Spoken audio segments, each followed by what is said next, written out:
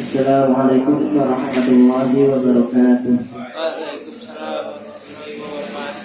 Alhamdulillah, alhamdulillahi rabbil alamin. Wa bihi nasta'inu ala umuri dunya waddin. Wassalatu wassalamu ala asrofil anbiya'i wal mursalin wa ala alihi wa sahbihi ajma'in. Allahumma salli ala sayyidina Muhammad wa ala ali sayyidina Muhammad. Amma ba'd.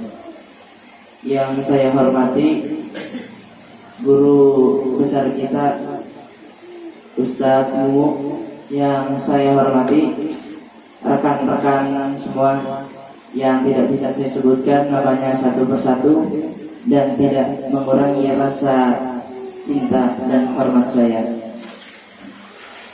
Hadirin rahimakumullah. Saya kali ini akan memperkenalkan diri dulu. Nama saya Rana Wijaya, bisa dipanggil Ardi. Jadi kita masih sebaya, jadi nggak usah pakai abang-abangan, masih muda. Hadirin rahimakumullah.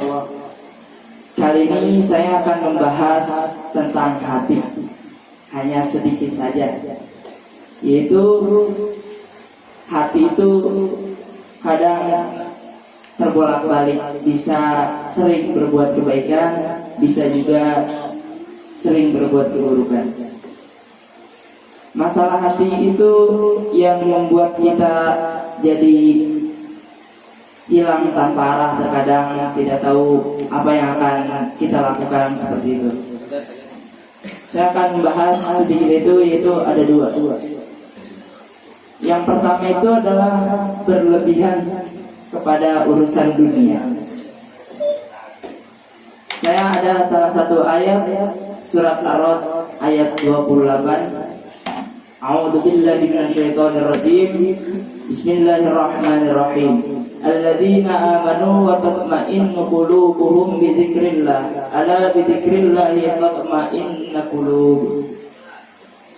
Itu artinya orang-orang yang beriman dan hati mereka menjadi tentram dengan mengingat Allah. Ingatlah, hanya dengan mengingat Allah hati menjadi tentram. Inilah cara bagaimana kita itu agar hati itu tenang, tidak gelisah ataupun hati kadang tidak tahu rasa itu bagaimana, karena rasa itu tidak bisa dijelaskan. Masalah yang pertama itu adalah berlebihan dengan urusan dunia. Ya, terkadang tuh kalau kita terlalu berlebihan dengan urusan di dunia, kita akan tidak tahu arah jalan.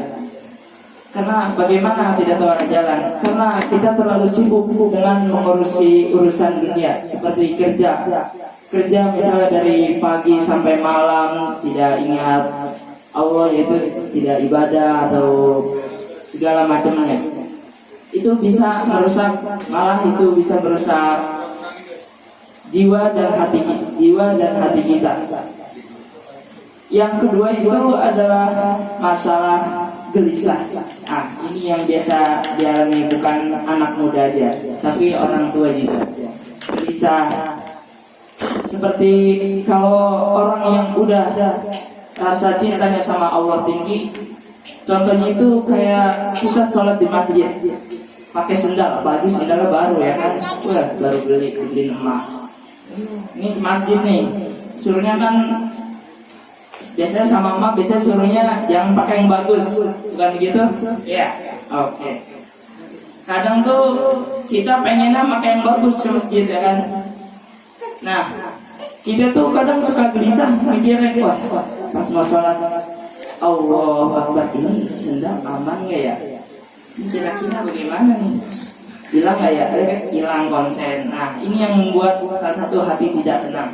Yang kedua, apalagi kalau misalnya itu jangankan sendal, misalnya kita kebanyakan main game aja suka gelisah, bukan? Ya nggak teman-teman? Ya, apalagi kalau kalah mulu, lost track. Nah, itu hati udah gelisah, rasanya pengen banting aja, yang disalahin gamenya. Semua ada di Agas. Nah, selanjutnya itu seperti pacar. Wah, ini kayaknya biar nggak gelisah harus punya pacar nih, apalagi zaman sekarang ya kan. Yaudah dah, biar nggak gelisah, biar tenang. Istilahnya kan biar ada teman ngobrol ya. Buat belajar, biasanya kan gitu. Anak muda alasannya banyak. Bisa ya. Ya kalau buat alasan mah jago-jago banget yang muda-muda. Punya satu, wah ini mah masih bisa nih. Kalau dilakukan biasanya separuh napas, wah ini mah baru separuh, biar lega napasnya bisa jadi berdua pacaran kalau gitu. Ini malah makin kacau, bukannya malah makin bener, malah makin gelisah ini. Karena apa? Ya kalau misalnya satu aja kadang kita mikirin mulu ya kan, harusnya hati tenang malah mikirannya perempuan. Mikiran, aduh ini dia lagi ngapain ya? Kira-kira dia ngechat cowok lain apa kagak nih? Kayak takutnya di chat nggak dibalas, di read doang ya kan? Padahal mah emang lagi sibuk. Nah inilah yang membuat kadang hati kita gelisah. Ya, mungkin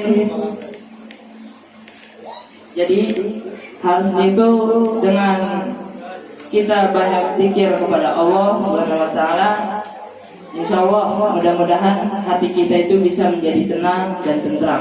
Jadi antara dunia dan akhirat itu kita harus seimbang, tidak boleh ada yang lebih tinggi.